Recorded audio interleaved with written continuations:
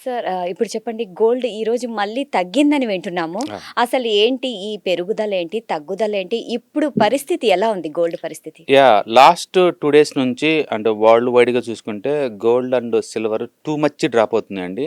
And పెరిగేటప్పుడు కూడా ఎంత స్పీడ్‌గా పెరిగినాయో ఈ హ్మ్. లాస్ట్ 2 డేస్ నుంచి కూడా హ్మ్. అంతే స్పీడ్‌గా డ్రాప్ అవ్వటం వల్ల జనరల్ పబ్లిక్ అంతా ఇన్వెస్టర్స్ అంతా కూడా పానిక్ గురవుతున్నారనమాట. నిన్న ఒక్కరోజు గనుక చూసుకుంటే సిల్వరు 25% డ్రాప్ అయింది. సింగిల్ డేలో 25%. 25% ఓకే. అంటే ఆల్ టైమ్ హై 4,20,000 ఉండేది. హుహు. ఇప్పుడు అది 3,00,000 దగ్గరలో ఉంది. ఓకే. అంటే ఒక్కరోజే ఆ! 1.2 లాక్స్ పడిపోయింది. ఒక్క రోజే ఒక్కరోజే 1.2 లాక్స్ పడిపోవడం అంటే పడిపోతుంది. చాలా భారీ పతనం భారీ అంటారు కదా! పతనం. అందులో డౌట్ లేదు. భారీ పతనం. సో సో అదే ఇప్పుడు టైంలో ఆ! గోల్డ్ కూడా హ్మ్. 10% డ్రాప్ అయింది. 10% డ్రాప్. 10% డ్రాప్ అయింది. సింగిల్ డేనే ఆల్‌మోస్ట్ 19,000 డిస్కౌంట్‌లో దొరుకుతుంది. ఓకే. ఇవే కాదు మిగతా మెటల్స్ కూడా లైక్ హ్మ్.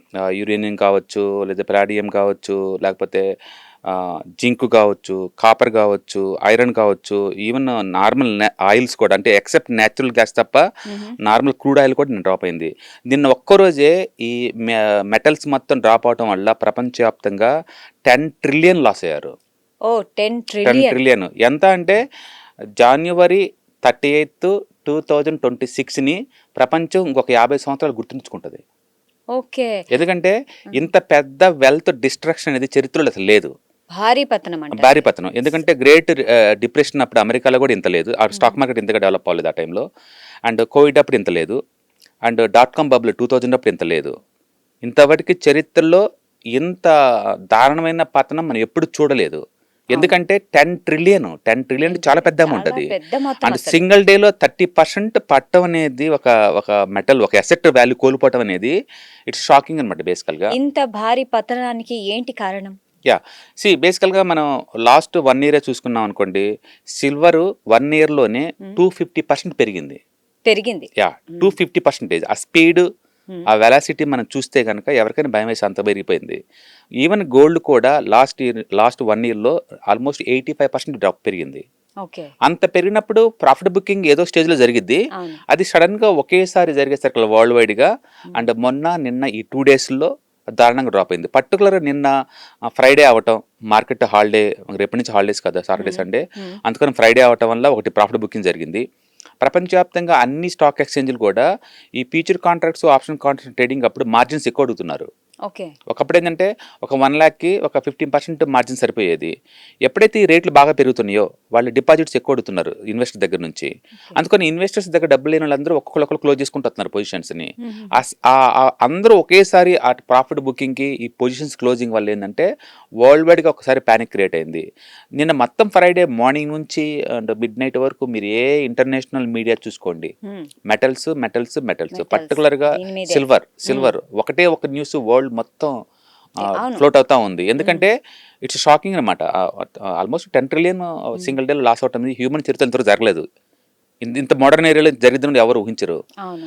అందుకని ఫీచర్స్, ఆప్షన్స్ చేసే వాళ్ళకి చాలా పెయిన్ ఎక్కువుంది. హుహు. బట్ ఎవరైనా ఈటీఎఫ్స్ లేదా ఫిజికల్‌గా కొన్నోళ్ళకైతే మళ్ళీ పెరిగినప్పుడు అమ్ముకోవచ్చు కదా! వాళ్ళకంత పెయిన్ ఉండదు. అవును. మొత్తానికైతే లివరేజ్ పొజిషన్స్ ఎవరైనా తీసుకొని ఉంటే రైట్. గనక వాళ్ళు హ్మ్. స్ట్రక్ అయి ఉంటారు. వాళ్ళకి ఎక్కువ లాస్ ఉంటుంది. అయితే అంతర్జాతీయ మార్కెట్‌లో అయితే గోల్డ్ రేట్ అనేది ఔన్స్ మీద పెరుగుతుంది. అవును. సో, ఈ డాలర్ ప్రభావం కూడా దీని మీద చూపుతుందా? డెఫినెట్‌గా. ఎందుకంటే లాస్ట్ 1 ఇయర్‌లో డాలర్ 12% డ్రాప్ అయింది. హుహుహు. అందుకని మెజారిటీ సెంట్రల్ బ్యాంక్స్ వరల్డ్ వైడ్‌గా చూసుకుంటే గనక హ్మ్. డాలర్ యూసేజ్ తగ్గిస్తున్నారు ఈ మధ్య కాలంలో.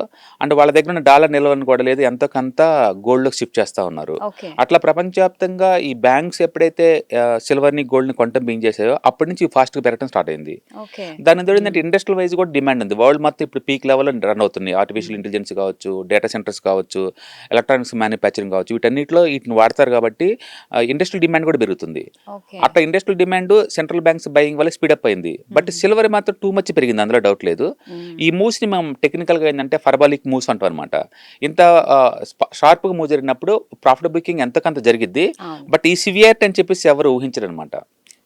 పైగా రేపు బడ్జెట్ ప్రకటిస్తారు. ఆ. సో దీని మీద కూడా ఏమన్నా గోల్డ్ ప్రభావం ఏమన్నా ఆధారపడి ఉంటుందా? No, gold, silver and commodity ఒక అసెట్ అది. హ్మ్. బడ్జెట్ ఎప్పుడు లేదు, మోర్ ఆర్ లెస్ ఈక్విటీకి ఎక్కువ రిలవెన్స్ ఉంటుంది. ఈక్విటీ. ఈక్విటీకి ఎక్కువ రిలవెన్స్ ఉంటుంది, లేదా టాక్సేషన్కి రిలవెన్స్ ఉంటుంది. ఇండియాలో కన్జంప్షన్ మీద రిలవెన్స్ ఉంటుంది. అందుకని ఒక మెటల్ సంబంధించిన ఉండదు బడ్జెట్. బడ్జెట్. రెండోది ఈ కమాడిటీస్ వరల్డ్ వైడ్ అది వరల్డ్ వైడ్ న్యూస్ అనమాట. అది ఇండియన్ బడ్జెట్ అనేది మన కంట్రీ స్పెసిఫిక్.